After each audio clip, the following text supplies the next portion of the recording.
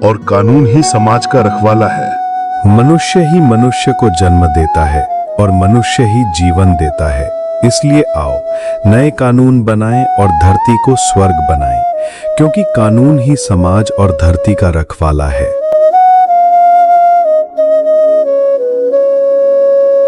आजा मेरे भाई, भक्ति पुकारे, हर दिल में उजास का दीप जलाए। शक्ति का सूरज उगे मन के आंगन में, ज्ञान की नदी बहे हर जीवन में। विवेक को प्रकाशित कर हमें कया कानून बनाए।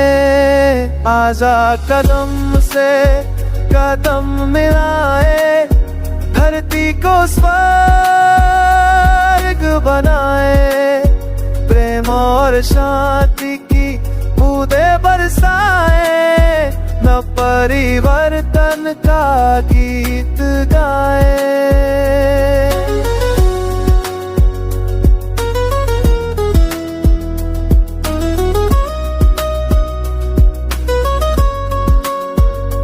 हर एक मन में जगे आस, हर हाथ में हो सृजन का विश्वास।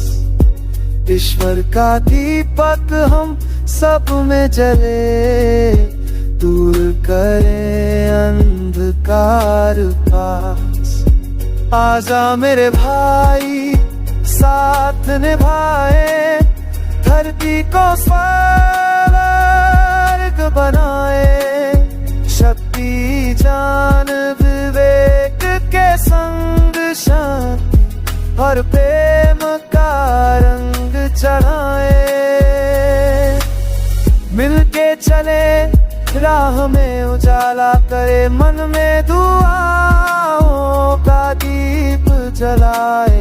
एकता का संदेश लहराए, ईश्वर को हर दिल में बसाए। आजा मेरे भाई भक्ति पुकारे, हाँ धरती को स्वर्ग बनाए। प्रेम शांति प्रकाशन को हर जीवन में अपनाए। इसका नाम है दीपक सैनी। ये पुराना इसका क्रिमिनल रिकॉर्ड भी है, जिसके अंतर्गत ये वांछित है। पुलिस इसको खोज रही थी, हरिद्वार पुलिस भी इसको तलाश कर रही थी, लेकिन ऑपरेशन कालनेमी के तहत इसकी गिरफ्तारी की गई। अब मैं जब इसकी पूरी जो एक कह सकते हैं आपकी काला चिट्ठा इसका जब मैं खोलूंगा, तब आप हैरान और परेशान हो जाएंगे।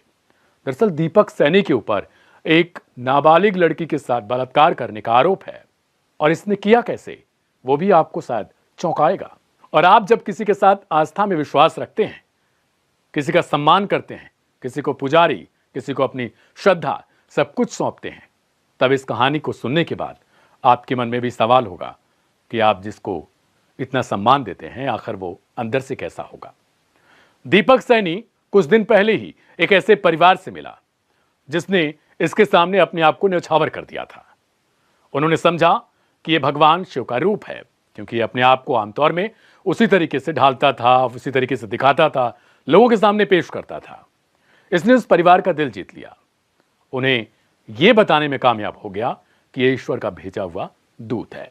इसकी फोटो जो आप मेरे ठीक बगल में देख रहे हैं, इसमें आपको दिखाई दे रहा होगा कि इसने बाघंबर पहन रखा है, त्रिपुंड है माथे पर।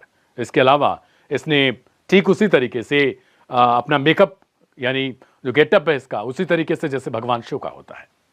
एक नकली चंद्रमा भी इसने अपने माथे पर लगा रखा है, आप देख पा रहे होंगे। अब जो परिवार है वो अपने बेटी, अपने पूरे जो फैमिली में लोग होते हैं आमतौर पर, उनके साथ आया था इसके पास। इसने कुछ देरी के लिए उन लोगों को प्रसाद में कुछ मिलाकर खिला दिया और उसके बाद बच्ची के साथ रेप करता है। जब पूरा परिवार होश में आता है तो वो हैरान रह जाते हैं। उनके लिए तो अब शायद जिंदगी भर के लिए वो आस्था टूट चुकी है, क्योंकि अगर आपके घर में भी कभी ऐसा होगा तो शायद आप पहचानेंगे। मेरा सवाल व्यक्तिगत धर्म की आस्था पर नहीं है। मेरा सवाल ऐसे लोगों से है जो किसी धर्म का मजाक बनाते हैं, किसी धर्म को बाजार में बेच देते हैं। क्या वे लोग इतना नहीं समझ पाते कि जिस चीज की वो बाजार में बोली लगा रहे हैं, बाजार में जिसे बेच रहे हैं, वो किसी की आस्था को ठेस पहुंचाएगा, किसी के मन को कष्ट देगा और उसके लिए शायद वो धर्म हमेशा के लिए समाप्त हो जाए। पता नहीं अब इसके साथ क्या होगा, क्योंकि हमारे देश में आमतौर पर कानून बहुत अलग अलग तरीके से है। मैं कानून के ऊपर सवाल नहीं खड़ा कर रहा, लेकिन सोशल मीडिया पोस्ट के जरिए अब ये पूछा जा रहा है कि इसके साथ क्या होगा। गिरफ्तारी तो ऑपरेशन कालनेमी के तहत कर ली गई, लेकिन क्या इसको सजा इसी तरीके से दी जाएगी या फिर ये बाद में जो इस वक्त हो रहा है छूट कर आएगा, वापस से कोई नया गेटअप रखेगा। हो सकता है आप भगवान विष्णु का रख ले, ब्रह्मा का रख ले, किसी और देवी देवता का रख ले और उसके बाद ये आपके साथ चल करे। इस व्यक्ति ने न सिर्फ सबको अंदर से तोड़ दिया है, बल्कि अब पर्टिकुलर उस धर्म के लिए भी जो दूसरे धर्म के ठेकेदार होते हैं उनके लिए सवालिया निशान खड़े करने के लिए एक स्पेस भी दे दिया। आप में से बहुत सारे लोग, मैं देखता हूं, मैंने क्राइम कथा के बहुत सारे एपिसोड कर रखे, उसमें कई ऐसे जब किसी पर्टिकुलर धर्म को लेकर हमारी स्टोरी होती है, सच्ची घटना पर आधारित जो फैक्ट होता है, जब हम वो बताते हैं तो कमेंट बॉक्स में कुछ लोग ऐसे आते हैं जो उस पर्टिकुलर धर्म को टारगेट करना शुरू कर देते हैं। अब आप इसको किस नजरिए से देखते हैं वो आपकी मंशा है। फिलहाल मैं आपको अपडेट दे दूं कि इसे गिरफ्तार करके अब जेल में रखा गया है, इससे पूछताछ चल रही है। ऑपरेशन कालनेमी जो उत्तराखंड में है वो लगातार जारी है। कांवड़ यात्रा खत्म होने के बावजूद अभी वहां पर जो पुलिस है वो ऐसे लोगों को गिरफ्तार कर रही है।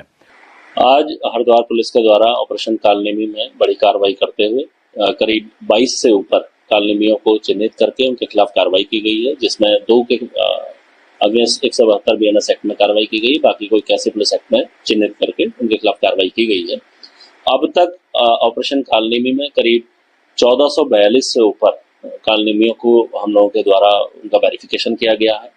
उसमें से करीब 87 जो कालनेमी हैं उनको चिन्हित किया गया, उनके खिलाफ BNS एक्ट और 81 पुलिस एक्ट के तहत अलग अलग कार्रवाइयां की गई हैं और ये अभियान लगातार जारी होगा। माननीय मुख्यमंत्री जी द्वारा इस अभियान की समीक्षा भी की जाती रही है और हरिद्वार, क्योंकि इस प्रकार से यहाँ पर काफी ज्यादा इसका स्कोप है इस पर काम करने का, हरिद्वार पुलिस इस पर लगातार काम कर रही है और जल्दी इसके और भी परिणाम सामने आएंगे।